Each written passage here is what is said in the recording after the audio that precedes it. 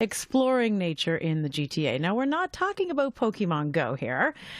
Tree caching is an effort to get you out in nature with your phone. Joanna Parsons is the coordinator of public programs at the Toronto and Region Conservation Authority. So, Joanna, what is tree caching? Well, it's very similar to geocaching, except for there's no box where there's trinkets or objects that you can switch if you're, are familiar with geocaching. But really the cache is electronic. It's digital. And the beauty of it is someone can go and scan a QR code and they'll get a wealth of information about the tree that they're standing in front of. So there's QR code, which first of all, you should remind people what a QR code is. That's a very good question. And not a lot of people are maybe as familiar. I know it was very big. So basically, it's the URL that you can find the information, and then it's kind of scrambled in like this little square that you use a QR scanner, and it'll take you directly to the web page. Right. It's sometimes you see it, and it's just looks like black and white chicken scratch in a square shape, and that's the QR code. So, and you're putting these on trees in parks. Yes. And so what's the goal here? So like you said, the goal is to really get people out into nature and to be educated about trees. And technology seems to be the way to go with Pokemon Go. That's one way of getting people outside. But this is another educational piece that we really latched onto when we were introduced to it by one of our partners, ACER, which is the Association for Canadian Educational Resources. But wait, so does this have a collect them all kind of aspect to it? Or, I mean, are there any is it a game the way Pokemon Go is, or it's more just a way to learn more about that interesting looking tree that you're passing by and scanning it and coming up with all the information on your phone?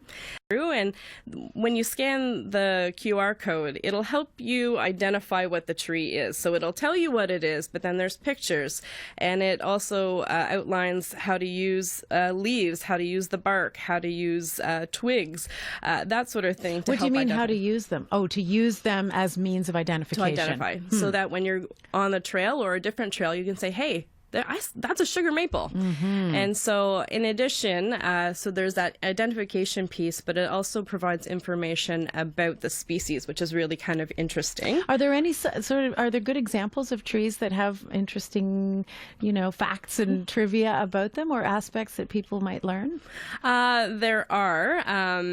But you'll have to go out and try it, and then you can learn. Okay. But you'll find things like red oak, spruce, sugar maple, that sort of thing.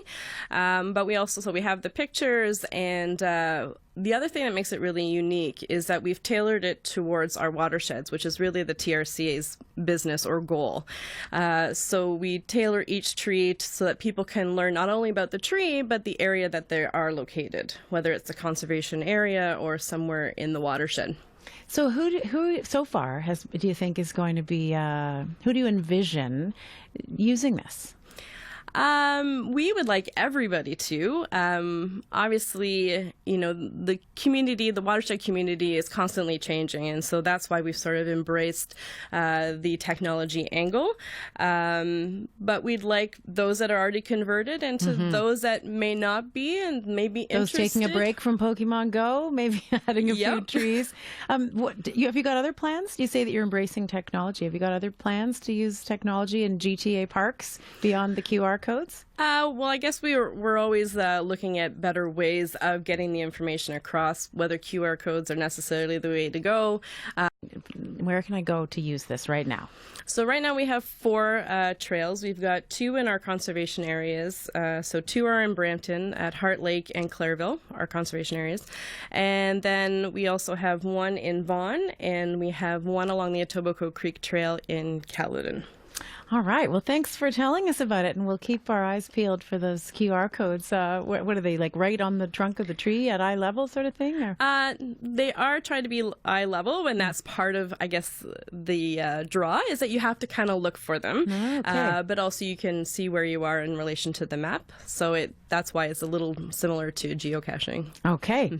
Thank you so much, Joanna. Joanna Parsons is coordinator of public programs at the Toronto and Region Conservation Authority. And time now for a little music from the Julian Taylor Band. You can catch the band playing at David Pico Square for a free lunch hour concert on Thursday. Perhaps you'll hear this. This is Julian Taylor Band and Set Me Free.